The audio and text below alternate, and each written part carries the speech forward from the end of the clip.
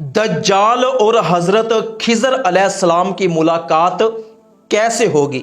दज्जाल हजरत खिजर अलैहिस्सलाम को कौन सा गंदा काम करने का हुक्म देगा और दज्जाल हजरत खिजर अलैहिस्सलाम को कैसे शहीद करेगा? देखिए, कयामत की निशानियों में से एक बड़ी निशानी है दज्जाल का निकलना।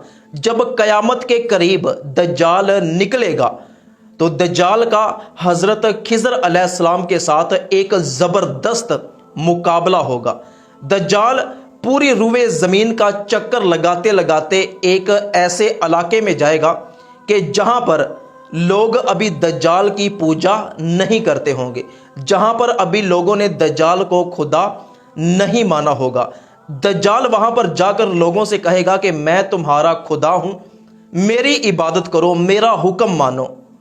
तो वो लोग कहेंगे कि तुम क्या कर सकते हो, हम कैसे तुम्हें खुदा माने? दज्जाल कहेगा कि तुम में से कोई भी बंदा मेरे पास आए। तो एक बंदा दज्जाल के पास जाएगा। दज्जाल उस बंदे से कहेगा कि तेरे माँ बाप कहाँ पे हैं?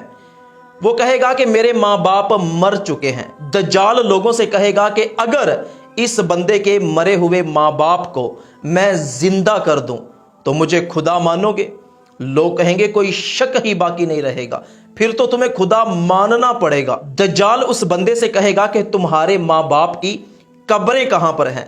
वो बंदा दज्जाल को अपने माँ बाप की कब्रें दिखाएगा। तो दज्जाल उन दो कब्रों की तरफ इशारा करेगा तो दो शैतान कब्रों से निकलेंगे। एक शैतान उसके बाप की शक्ल का होगा और एक शैतान उसकी मां की शक्ल का होगा। वो कहेंगे कि वाकई ही ये तुम्हारा खुदा है, ये जिंदा कर सकता है, मौत दे सकता है, यही तुम्हारा खुदा है।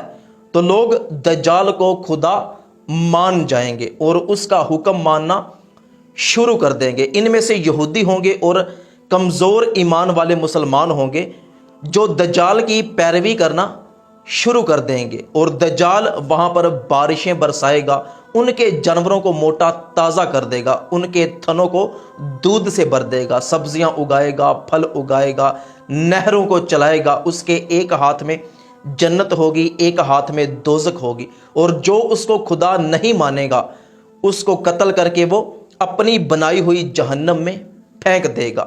इतने में एक नौजवान अपने सीने को चौड़ा करके दज्जाल के सामने आएगा और कहेगा कि तू बदबख्त है, तू वही दज्जाल है कि जिसके बारे में नबी करीम सल्लल्लाहु अलैहि वसल्लम फरमाया करते थे, मैं तो तुझ पर कभी ईमान नहीं लेके आऊंगा।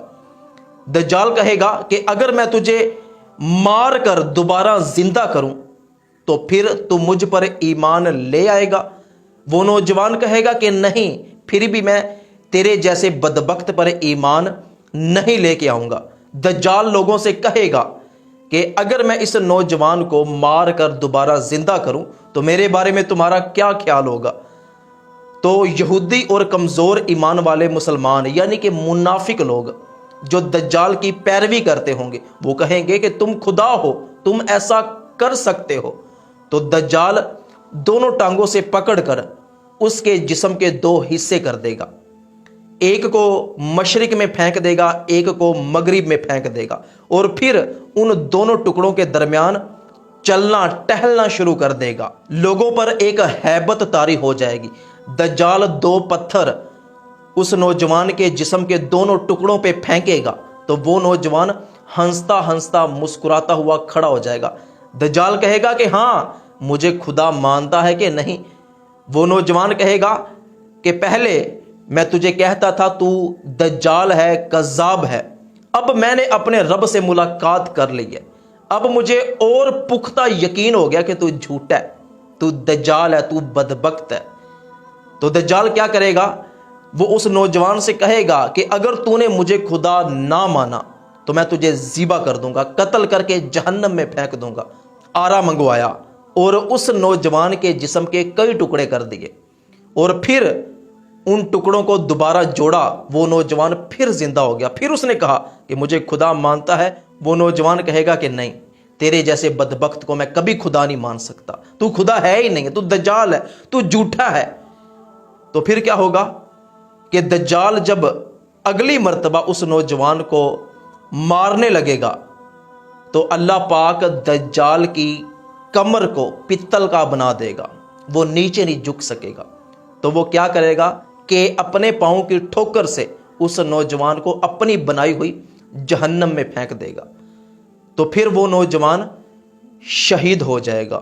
تو وہ نوجوان جس کو دجال قتل کرے گا، نبی کریم صلی اللہ علیہ وآلہ وسلم نے ارشاد فرمایا کہ وہ اس زمانے کا بہترین شہید ہوگا۔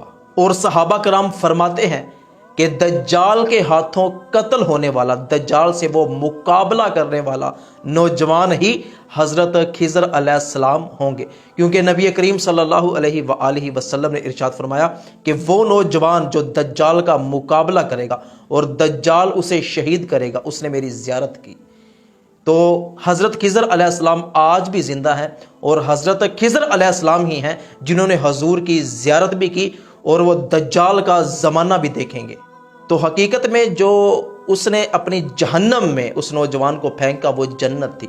حضور اکرم صلی اللہ علیہ وآلہ وسلم نے ارشاد فرمایا کہ وہ میٹھا پانی تھا، اور جو بھی اس میں گیا وہ راحت و سکون میں چلا گیا، لیکن وہ نظر آنے میں ضرور جہنم دکھائی دیتی ہوگی۔ اور نبی کریم صلی اللہ علیہ وآلہ وسلم نے ارشاد فرمایا کہ تم میں سے جو بندہ بھی سنے کہ دجال نکل آیا ہے، کوئی بندہ بھی دجال کو دیکھنے کے لیے نہ جائے، اس لیے کہ جس نے دجال کو دیکھ لیا تو اس کے جو جادوی کرتب ہے، جب وہ ان کو دیکھے گا متاثر ہوگا اور اس کا پیروکار بن جائے گا۔ حضور نے قیامت کے قریب آنے والے مومنوں کو دجال کو دیکھنے کی اجازت نہیں دی، اس لیے کہ وہ کذاب ہے، وہ جھوٹا ہے، اور جو بھی اپنے اوپر یہ بات کرے گا کہ میرا ایمان بڑا مضبوط ہے، میں اس کو جا کے دیکھوں گا، تو حضور نے اس بندے کو بھی منع فرمایا کہ نہیں تو ان کا پیروکار بن جائے گا، اس کو نہیں دیکھنا۔ نبی کریم صلی اللہ علیہ وآلہ وسلم کی بارگاہ میں عرض کیا گیا کہ یا رسول اللہ دجال کب آئے گا؟ حضور اکرم صلی اللہ علیہ وآلہ وسلم نے ارشاد فرمایا کہ جب لوگ دجال کا ذکر کرنا چھوڑ دیں گے، جب اس کے تذکرے ختم ہو جائیں گے، جب ممبر و محراب پر دجال کی بات نہ کی جائے گی، اور جب لوگ لا علم ہو جائیں گے، اس نشانی کو بھول جائیں گے، تو دجال آ جائے گا۔ اب دیکھیں کہ ہم کتنے لوگ ہیں جن کو یہ ساری باتیں نہیں پتہ۔ تو حضور اکرم صلی اللہ علیہ وآلہ وسلم صبح شام دجال کے فتنے سے پناہ مانگا کرتے تھے۔ اللہ پاک سے دعا ہے کہ اللہ پاک تمام مسلمانوں کو دجال کے فتنے سے محفوظ فرمائے۔